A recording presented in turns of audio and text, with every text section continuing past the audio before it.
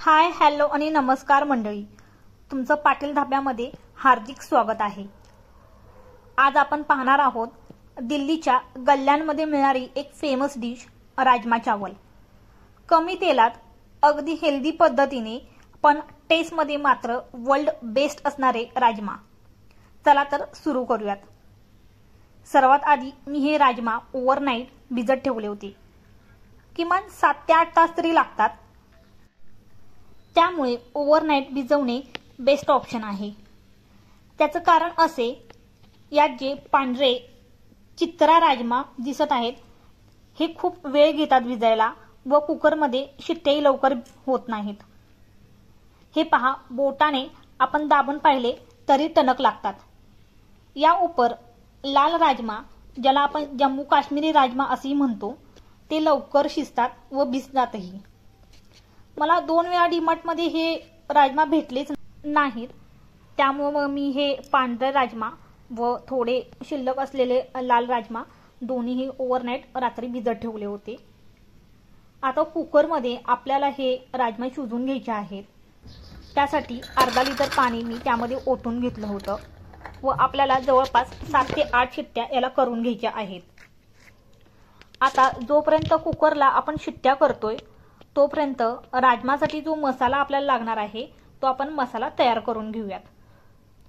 मी मगाशी म्हटल्याप्रमाणे कमी तेलात आपल्याला करायचं आहे, त्याप्रमाणे मी फक्त कढईमध्ये 3 चमचे तेल घेतलं होतं। तेल गरम झालं की त्यामध्ये 1 चमचा जिरे, 1 चमचा मोहरी चांगलं तडतडू दिलं। मसाल्यांमध्ये फक्त मी तमालपत्र वापरलं होतं, तेही तेलात भाजून दिलं। त्यानंतर तिखट जर आपल्याला हवं असेल तर म्हणून मग मी 2 मिरच्या टाकल्या होत्या, सोबत 5-6 कढीपत्त्याची पानंही टाकून घेतली।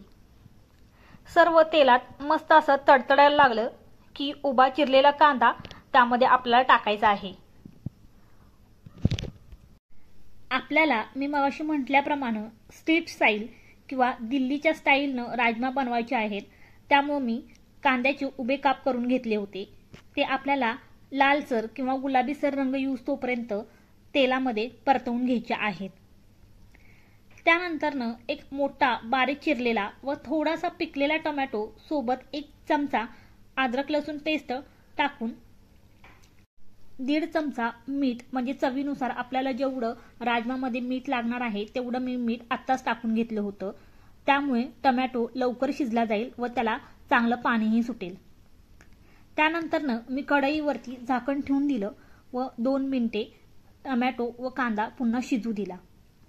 जोपर्यंत टोमॅटो भाजतो आहे इकडे कुकरची शिट्टी झाली होती व कुकरही गार झालेला, तर आपण एका गाळणीत त्याचं एक्सेस वॉटर काढून घ्यायचं आहे।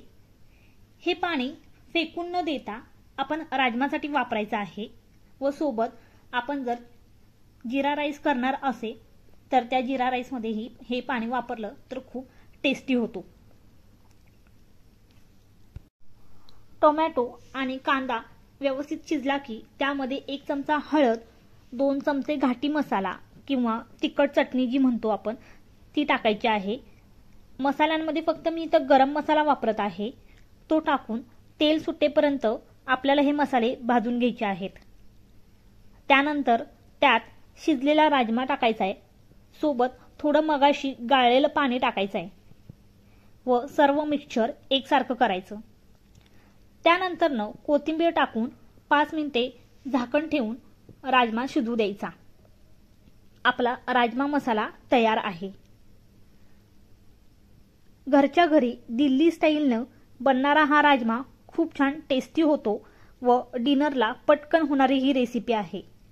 तुम्ही ट्राय करून बघा, आवडला तर नक्की कॉमेंट करून सांगा, शेअर करा आणि इथपर्यंत आलाच आहात तर सबस्क्राईब करायला अजिबात विसरू नका।